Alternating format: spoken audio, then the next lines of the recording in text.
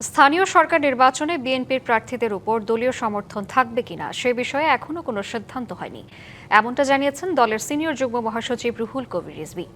সকালে নির্বাচন কমিশনে দলের বার্ষিক আয় ব্যয়ের হিসাব জমা দিতে গিয়ে সাংবাদিকদের প্রশ্নের জবাবে তিনি কথা বলেন।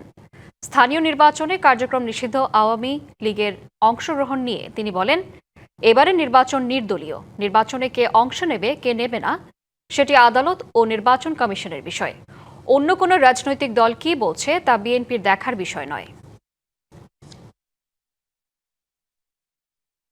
এবারে নির্বাচন দলীয় ভিত্তিতে হচ্ছে না, তো সেই ক্ষেত্রে নির্বাচন কে করবে না করবে এটা আদালতের বিষয়, এটা নির্বাচন কমিশনের বিষয়।